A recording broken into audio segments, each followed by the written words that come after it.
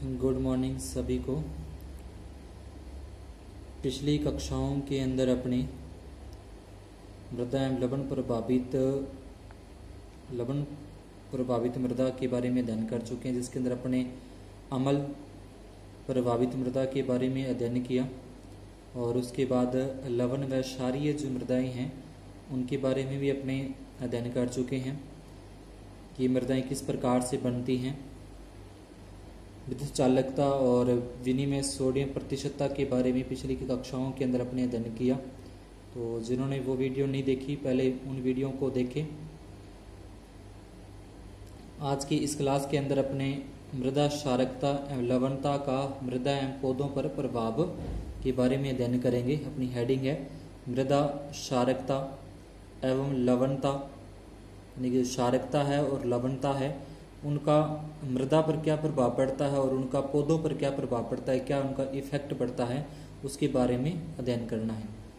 तो पहला इसमें टॉपिक पॉइंट है सोडियम आयन्स, यानी कि जो सोडियम आयन होते हैं जो मृदा के ऊपरी पृष्ठ पर आ जाते हैं, जिसके कारण जो मृदा है क्षारीय लवणीय हो जाती है की अधिकता के कारण अनुरण से मृदा संरचना खराब हो जाती है। यानी कि मृदा जो है पहले दानेदार संरचना होती है मृदा की, लेकिन सोडियम आयन की अधिकता होने के कारण वो चिपचिपी हो जाती है या ज़्यादा नमी उसके अंदर आ जाती है, जिससे उसकी मृदा है वो उसकी जो संरचना है, उसकी जो भौतिक दशा है वो खराब हो जाती है। थोड़ी सी नमी होने पर कृषि कार्य करते समय कीचड़, यानी कि जो ये लवण प्रभावित या क्षारीय प्रभावित मृदाएं होती है, अगर उसमें थोड़ी सी पानी की मात्रा अधिक हो जाती है, नमी हो जाती है, उसमें कृषि कार्य करते समय कीचड़ बन जाता है और अगर थोड़ा सा वो सूख जाती है तो ढेले बनने से जुताई में कठिनाई आती है। लवणों की अधिकता से भौतिक दशा खराब हो जाती है, जिससे भूमि बहुत कड़ी हो जाती है। जैसे कठोर अवस्था के अंदर उसकी जो ऊपरी पृष्ठ है वो कठोर हो जाता है, जिससे वायु संचार बहुत कम होता है। ऐसी भूमियों में जल सोखने की शक्ति बहुत कम होती है। अधिक पीएच मान होने के कारण पोषक तत्वों जैसे फास्फोरस, जिंक, तांबा, मैग्नीज तथा लोहा आदि की घुलनशीलता पर्याप्तता, यानी कि जो ये सारे तत्व मृदा को मिलते हैं वो मिलने कम हो जाते हैं या बंद हो जाते हैं। बोरॉन एवं मोलिडियम की अधिकता के कारण पौधों पर विषैला प्रभाव पड़ता है। वायु संचार में कमी के कारण सूक्ष्म जीवों की संख्या में क्रियाशीलता पर प्रतिकूल प्रभाव पड़ता है। यानी सूक्ष्म जीव तभी अपना अच्छे से क्रियाशीलता रहती है उनकी जब वो मृदा है वो सभी की मात्रा संतुलित अवस्था में रहे, सभी तत्वों की जो मात्रा है वो संतुलित रहे, उसका पीएच मान है वो 7 रहे, उदासीन मृदा हो, फिर सूक्ष्म जीव है वो अच्छे से कार्य करते हैं। अगर इनके मान में थोड़ी बहुत कमी आती है तो उन पर प्रतिकूल प्रभाव पड़ता है। भूमि में जब लवणों की अधिकता होती है तो मृदा गोल का प्रसारण दाब बढ़ जाता है। फलस्वरूप जड़ों से पानी रिस कर मृदा गोल में आने से पौधों की वृद्धि रुक जाती है और ये पीले पड़ कर सूखने लग जाते हैं। पोषक तत्वों का अल्प मात्रा में अवशोषण, उच्च लवण सांद्रण के कारण बीजों के जमाव में कमी आ जाती है और नवीन कलें नष्ट हो जाती है। यानी कि जब बीज बोसते हैं तो वो जब फूटने लगते हैं तो वो फूट नहीं पाते अच्छे से, उनके अंदर जो नवीन कलें जो उत्पन्न होते हैं जब बनते हैं वो नष्ट होने लग जाते हैं। मृदा विलयन में लवणों के अधिक सांद्रण से पौधों की जड़ों द्वारा जल शोषण में बाधा उत्पन्न होती है। यानी कि अगर अधिक मात्रा के अंदर वहां पे लवण घुले हुए हैं, जिसके कारण जो ऊपरी पृष्ठ है वो कड़ी हो जाती है, कठोर हो जाती है, जिससे उसमें जल शोषण की जो क्रिया है वो उसके अंदर बाधा उत्पन्न होती है। सोडियम की अधिकता से जीवाश्म पदार्थ नष्ट हो जाते हैं। यानी कि अगर अधिक मात्रा के अंदर सोडियम आ जाएगा तो अन्य तत्वों की कमी हो जाएगी, जिसमें जो जीवाश्म पदार्थ है उनके अंदर कमी होती है। बोरॉन के अधिक अवशोषण से पौधों को क्षति होती है। सोडियम की अधिकता से पौधों के उपापचय एवं पोषण पर प्रभाव पड़ता है तथा उच्च पीएच के कारण सूक्ष्म जीवों की सक्रियता पर प्रतिकूल प्रभाव पड़ता है। पौधों की जड़ों व तने की क्षति भी होती है। तो इस प्रकार से ये पौधों और मृदा पर लवणीय या क्षारीय मृदा का प्रभाव अपने को देखने को मिलता है।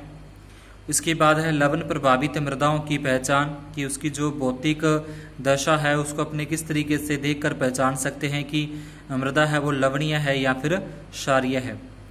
गर्मियों में लवण की सफ़ेद या सफ़ेद भूरी राख के रंग की तह इन मृदाओं पर दिखाई पड़ती है, जो वर्षा होने या सिंचाई करने पर विलीन हो जाती है। यानी कि सफ़ेद रंग की एक परत सी दिखाई देती है भूमि के ऊपरी पृष्ठ पर, जो अगर अपने उसको सिंचाई कर देते हैं या वर्षा होती है जिसके कारण वो गायब हो जाती है। कभी कभी पौधों की पत्तियों का रंग गहरा नीला व किनारे झुलसे हुए दिखाई पड़ते हैं। कुछ पौधों में क्लोरोसिस, उत्तक क्षय एवं विचित्र सुखाव के लक्षण भी दिखाई देते हैं। मिट्टी में पर्याप्त नमी होते हुए भी जल की कमी प्रदर्शित करते हैं तथा पौधे मुरझा जाते हैं अथवा जो उनकी वृद्धि है वो कम होती है। तो अगर मिट्टी के अंदर अपने सिंचाई अगर की हुई है, सिंचाई किए होने के बावजूद भी जल की कमी प्रदर्शित करते हैं, पौधे मुरझा जाते हैं और वृद्धि कम होती है।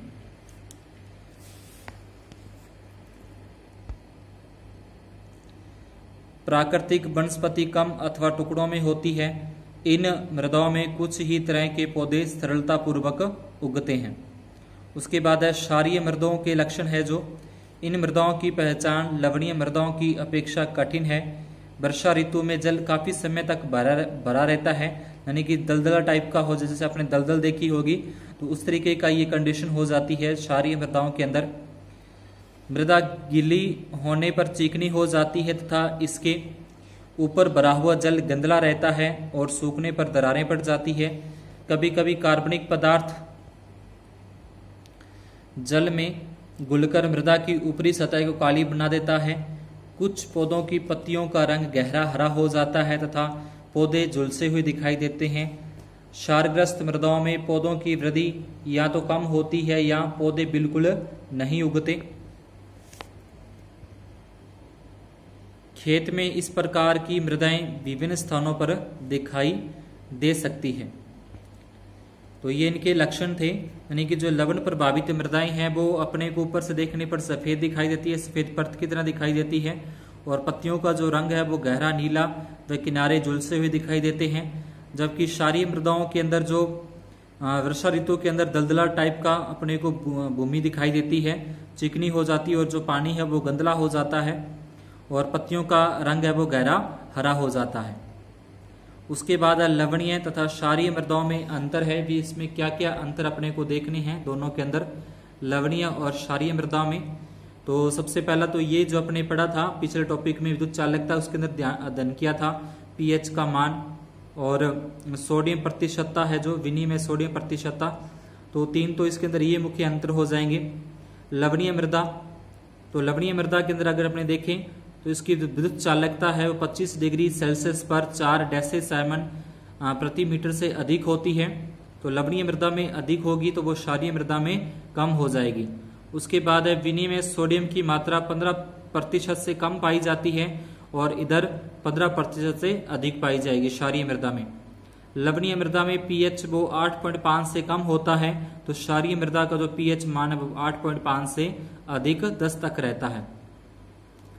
लवणीय मृदा को यांत्रिक विधियां उपयोग में लाने से मृदा सुधर जाती है, यांत्रिक विधियां, और इनके अंदर यांत्रिक विधियों के साथ साथ रासायनिक उपयोग भी अपने को करने पड़ते हैं मृदा को सुधारने के लिए, क्षारीय मृदा को। लवणीय मृदा में क्या होता है कि सोडियम तो होता ही है, सोडियम के क्लोराइड तथा सल्फेट की प्रधानता होती है। ये मेन पॉइंट है लवणीय मृदा का कि इसमें सोडियम क्लोराइड तथा सल्फेट की प्रधानता होती है, जबकि क्षारीय मृदा के अंदर सोडियम कार्बोनेट या बाइकार्बोनेट की प्रधानता होती है। उसके बाद 7वां टॉपिक है इसमें विद्युत अपघट्य मिलाने पर मृदा कणों का उर्ण पिंडन होता है, और इस तरफ अगर देखें तो कणों जो मृदा कणों का प्रकीर्णन होता है। उसके बाद 8वां लास्ट पॉइंट पादप वृद्धि पर बुरा प्रभाव मृदा विलयन के उच्च परासरण दाब के कारण होता है, और इधर जो है उसका क्षारकता के कारण उस पर पादप वृद्धि पर बुरा प्रभाव पड़ता है। तो ये अपना इसमें लवणीय मृदा व क्षारीय मृदा के अंदर मुख्य अंतर है।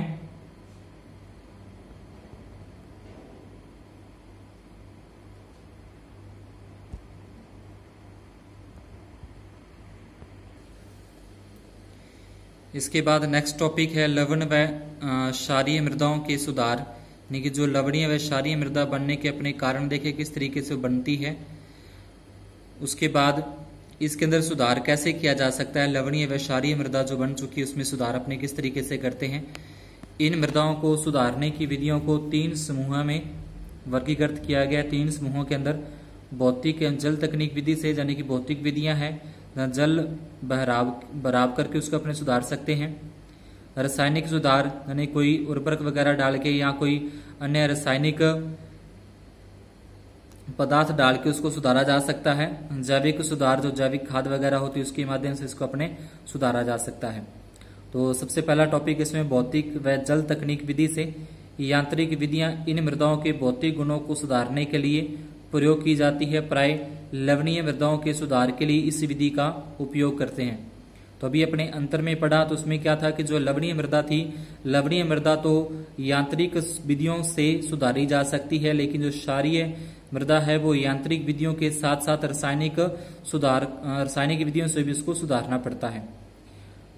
ये विधियां गहरी जुताई, यानी कि जो अपने फसल बीजनी है, बोहनी है, उसकी गहरी जुताई की जाए। गहरी जुताई करने से क्या होता है कि जो लवण होते हैं वो मृदा के ऊपरी पृष्ठ पर होते हैं, तो उस पौधे की थोड़ी सी गहरी जुताई की जाए जिसपे उस पर लवणों का प्रभाव ना पड़े। अब मृदा गहरी जुताई बालू बराबर, जहाँ उसमें पहले से अन्य जो मिट्टी है, बालू है, वो उसके अंदर भर दी जाए, खेत के अंदर भर दी जाए और भरने के बाद फसल को बोया जाए। उसके अंदर था प्रोफाइल का उल्टना पलटना, यानी कि पहले उसके अंदर अच्छे से जुताई की जाए खेत की, जैसे अपने बोलते हैं कि उसको प्लाऊ कर देना है, कल्टीवेटर से उसका उल्टा पुल्टा कर देना। तो जिससे क्या होता है कि जो लवण होते हैं वो नीचे की ओर चले जाते हैं और पौधों पर इतना उसका प्रभाव नहीं पड़ता। पहली 3 विधियां जल अंत्य संबंधन को सुधारती है। जल अंत्य संबंधन को सुधारती है। मृदा पृष्ठ पर उपस्थित कठोर परत को यांत्रिक साधनों से तथा अपमृदा में उपस्थित कठोर परतों को अपमृदा की गहरी जुताई से तोड़ा जाता है। यानी कि उसके अंदर गहरी जुताई कर देनी चाहिए, जिसके अंदर जो लवणों की पृष्ठ बनी हुई या परत बनी हुई है वो टूट जाए। जल एवं वायु पारगम्यता को बालू बराबर से सुधारा जाता है। पराय जल तकनीक सुधार विधि सभी सुधार विधियों जैविक, रासायनिक या भौतिक का एक आवश्यक भाग है। इसके अंदर पहला पॉइंट अपने आ जाएगा यांत्रिक विधि के अंदर मृदा की सतह को खुर्च कर। तो यहां से आप समझ गए होंगे कि मृदा की जो ऊपरी पृष्ठ है, जो लवण है जिसके अंदर, उसको खुर्च कर, ऊपर से उसको खुर्च दिया जाए। जितनी जितनी मात्रा के अंदर लवण भरे हुए हैं उस मृदा को खुर्च कर खेत से बाहर निकाल दें और उसके बाद खेत की जुताई करके बुवाई कर देनी चाहिए। लेकिन जो ये विधि है ये ज्यादा उपयुक्त नहीं मानी जाती, क्योंकि एक बार अगर अपने फसल उसके अंदर बो ली तो उसके बाद वापिस फिर वो लवण है वो ऊपर आना स्टार्ट हो जाते हैं। तो नेक्स्ट फसल अपने को बोनी है तो उसके बाद फिर मृदा की जो ऊपरी पृष्ठ उसको खुरचना पड़ेगा। तो इसके लिए काफी अपने को खर्चीली पड़ती है। तो इतनी ज्यादा अपनी मृदा को खुरच भी नहीं सकती, ऊपरी पृष्ठ को कब तक खुरचते रहेंगे। तो ये विधि वो एक उपयुक्त विधि नहीं मानी जाती। मृदा की ऊपरी सतह पर सफेद परत के रूप में उपस्थित लवणों को खुरचकर हटाया जा सकता है। यह एक सरल उपाय है, परंतु जितना सरल उपाय है उतना ही खर्चीला। 15 से 30 सेंटीमीटर गहराई तक लवण खुरचते हैं और खुरची हुई मृदा को खेत से बाहर कर देते हैं। यह तरीका बहुत उपयोगी नहीं है, क्योंकि नीचे के लवण थोड़े समय बाद पुनः ऊपर आने स्टार्ट हो जाते हैं। उसके बाद है निक्षालन, लीचिंग। उसमें क्या होता है कि खेत के अंदर पानी इस तरीके से भर दिया जाता है सिंचाई के माध्यम से। ये जो उसके अंदर लवण घुले हुए होते हैं, लवण जो ऊपरी पृष्ठ पर होते हैं वो सिंचाई के साथ या जल के साथ घुलकर नीचे की ओर चले जाते हैं। इस क्रिया द्वारा लवणों को जल में विलय कर पादप जड़ क्षेत्र से नीचे ले जाया जाता है, ताकि पौधों पर लवणों का बुरा प्रभाव न हो सके। निक्षालन हेतु इतना जल देना चाहिए जो कि फसलों की जरूरत के साथ साथ निक्षालन मोग को भी पूरा कर सके। यानी कि एक तो फसल को जितनी आवश्यकता है जल की, वो जल उतना देना चाहिए और साथ ही साथ जो उसके अंदर लवण घुले हुए हैं वो लवण जड़ से नीचे चले जाएं, इतना उसके अंदर जल अपने को सिंचाई कर देनी चाहिए। निक्षालन मांग सिंचाई के जल का वह भाग है जो लवणता को निश्चित स्तर पर रखने के लिए जड़ क्षेत्र से नीचे जाना चाहिए। सिंचाई जल जितना अधिक लवणीय होगा उतना ही अधिक निक्षालन मोग होगी, अर्थात उतनी ही अधिक पानी निक्षालन हेतु लगाना पड़ेगा। यानी कि जितना अपनी मृदा लवणीय होगी उतना ही ज्यादा पानी उसके अंदर भरना पड़ेगा खेत के अंदर, निक्षालन हेतु लगाना पड़ेगा। यह विधि उन मृदाओं में अपनानी चाहिए जिनमें भूमि जल स्तर नीचा हो। ग्रीष्म ऋतु निक्षालन के लिए अति उत्तम होती है। इस विधि में खेत को छोटे छोटे टुकड़ों में बांटकर उसकी मेड़बंदी कर देते हैं, जिससे खेत में पानी पर्याप्त मात्रा में रुक सके। इसके बाद खेत में पर्याप्त मात्रा में जल भर दिया जाता है। यदि मृदा के नीचे कड़ी परत हो तो गहरी जुताई करनी चाहिए, यानी कि अगर उसके अंदर नीचे पानी नहीं सोख रही मृदा तो पहले उसके अंदर गहरी जुताई कर देनी चाहिए। मृदा कणाकार अत्यंत महीन हो तो जुताई के समय खेत में बालू मिलाना निक्षालन में काफी सहायक होता है। निक्षालन से लवणों के साथ पोषक तत्व मुख्यतः नाइट्रोजन की हानि होती है, इसलिए निक्षालन के बाद फसलों को उगाने के लिए आवश्यकता से अधिक उर्वरक डालने चाहिए। उसके बाद है खाई खोदकर। इस विधि में थोड़ी थोड़ी दूरी पर खाइयां खोदते हैं। खाई की चौड़ाई और गहराई निश्चित नहीं होती। खेत के किसी एक किनारे पर खाई खोदकर उसकी मिट्टी को डोली के ऊपर डाल देते हैं और इसके ठीक बगल में कुछ स्थान छोड़कर दूसरी खाई खोदते हैं। इसकी मिट्टी को प्रथम खाई यानी कि जो पहले अपने खाई बनाई थी उस खाई के अंदर जो यहाँ पे दूसरी खाई अपनी बनाई है इसकी जो मिट्टी आई है वो इसके अंदर डाल दी जाती है।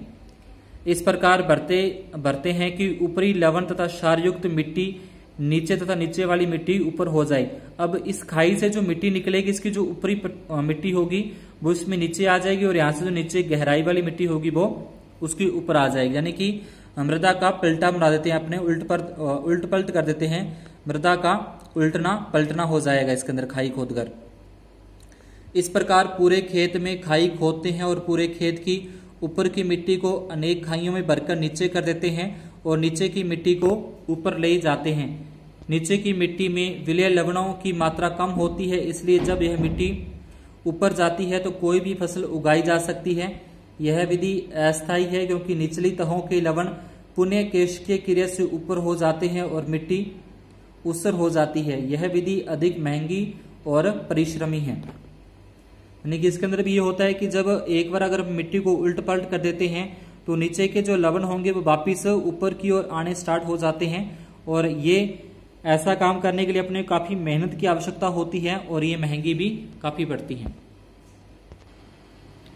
उसके बाद विलय लवणों को ऊपरी सतहों से बहाना, यानी कि जो ऊपरी पृष्ठ पर जो लवण आ गए हैं सोडियम आयंस हैं उनको पानी के माध्यम से या सिंचाई के माध्यम से पर्याप्त मात्रा के अंदर सिंचाई कर देते हैं और उसके बाद जो जल भर गया उस जल को बाहर निकासी कर देते हैं, उसको बाहर निकाल देते हैं, खेत से बाहर निकाल दिया जाता है जिसके अंदर लवण घुलकर बाहर चले जाते हैं। खेत में पर्याप्त मात्रा में पानी भर दिया जाता है जिससे ऊपर की सतह के लवण पानी में घुल जाते हैं। इसके बाद पानी को खेत से बहा देने पर लवणों की अधिकांश मात्रा पानी के साथ बहकर बाहर निकल जाती है और मृदा की ऊपरी सतह की लवणों की मात्रा कम हो जाती है। यह विधि उन प्रदेशों में लाभप्रद है यहाँ पानी सस्ता तथा आसानी से अधिक मात्रा में उपलब्ध होता है। उसके बाद जल निकास। फसल की आवश्यकता से अधिक पृष्ठीय या भूमिगत फालतू जल को भूमि से बाहर निकाल देना जल निकास कहलाता है। यानी कि जो खेत के अंदर एक्स्ट्रा पानी भर गया है या एक्स्ट्रा पानी एकत्रित हो गया है तो उसको विभिन्न माध्यम से खाली बनाकर या उसके अंदर पक्के खाले बनाकर भूमि से बाहर निकाल दिया जाता है। फालतू जल को भूमि से बाहर निकाल देना जल निकास कहलाता है। यहाँ भौम जल स्तर काफी ऊंचा उठ जाता है। भौमजल या भूमि में कुछ गहराई पर कड़ी परत हो, वहां पर लवणों को खेत से बाहर निकालने हेतु जल निकास होना अति आवश्यक है। यानी कि नीचे अगर काफी कड़ी परत बन गई है, जो पानी जो अपने फसल सिंचाई की है मृदा के अंदर खेत के अंदर जो सिंचाई की है वो सिंचाई का पानी मृदा में नीचे की ओर नहीं जा पाता, क्योंकि लवणों की कड़ी परत बन जाने के कारण वो नीचे की ओर नहीं उसका रिसाव हो पाता। तो उस सिंचाई जल को बाहर निकालना अति आवश्यक हो जाता है। जल निकास का उचित प्रबंध होने से मृदा में लवणों का संचय कम होता है तथा वायु संचार भी अच्छा होता है। जल निकास की आवश्यकता भूमि जल स्तर, जलवायु, पानी की किस्म तथा मृदा प्रकार पर निर्भर करती है। जल निकास दो तरीकों से किया जाता है। पहला तो है खुला जल निकास, यानी कि खुले ही खेत के अंदर क्यारियां बनाकर या उसके अंदर छोटे छोटे नालियां बनाकर, जो उसके अंदर पानी भरा हुआ है, नीचे नहीं सोख रहा पानी, तो उसको अपनी छोटी छोटी नालियां बनाकर बाहर निकाल सकते हैं, कच्ची नालियां बनाकर। इस प्रकार के जल निकास में खेत में गहरी नाली बनाई जाती है। नालियों की संख्या व उनका आपस में अंतर मृदा प्रकार व अन्य कारकों पर निर्भर करता है। महीन कणाकार की मृदाओं में नालियों का अंतर 35 से 40 मीटर व मोटे कणाकार की मृदाओं में 70 मीटर तक रखा जाता है। अन्य सहायक नालियां मुख्य नाली से लंब रूप में मिलती है। खेत की नालियां पानी के रिसने की दिशा को काटती हुई डालनी चाहिए। तो इस तरीके से खेत के अंदर छोटी छोटी नालियां बना दी जाती है और वो सारी नालियां हैं खेत के बाहर एक मुख्य नाली के साथ सभी को लंबवत जोड़ दिया जाता है, और जो उसके अंदर से खेत का जो पानी है सिंचाई की हुई है वो नीचे नहीं सोख पाई भूमि, तो वो सारा का सारा पानी उस छोटी छोटी नालियों के माध्यम से होता हुआ मेन नाली के अंदर, मुख्य नाली के अंदर आ जाता है, जिसको अपने बाहर निकाल देते हैं। उसके बाद टाइल द्वारा जल निकास, तो ये भी इसी प्रकार का है, लेकिन इसमें क्या होता है कि पक्की खालियां बना दी जाती है या उसके अंदर पाइप वगैरह लगा दी जाती है, छोटी छोटी पाइपें लगा दी जाती है, जिसके अंदर से पानी भरकर वो बाहर निकाला जा सकता है। टाइल कंक्रीट से बने सिलेंडर होते हैं जिनका व्यास 10 से 25 सेंटीमीटर तथा लंबाई 60 से 80 सेंटीमीटर होती है। इनको खेत में जमाते समय दो टाइलों के मध्य बजरी का छना लगा देते हैं, जिससे कले कण और कचरा न फंसे। पानी जोड़ों द्वारा ही टाइलों में प्रवेश करता है। टाइलों को मृदा में जमाने की गहराई तथा उनमें मृदा प्रकार पर एवं पारगम्यता पर निर्भर करता है। तो इस तरीके से पक्की खालियां बना दी जाती है और उनके जगह जगह पर छोटे छोटे प्रवेश द्वार रख दिए जाते हैं, जिसके माध्यम से पानी उन नालियों में से होता हुआ बाहर चला जाता है। ये तो थे अपने यांत्रिक सुधार जो लवणीय मृदा के अंदर ज़्यादा कारगर सिद्ध होते हैं। इसके बाद जो रासायनिक सुधार है वो अपने नेक्स्ट क्लास में करेंगे। अगर वीडियो आपको अच्छा लगा हो तो चैनल को सब्सक्राइब करना न भूलें। इस क्लास को शेयर और लाइक जरूर करें। धन्यवाद।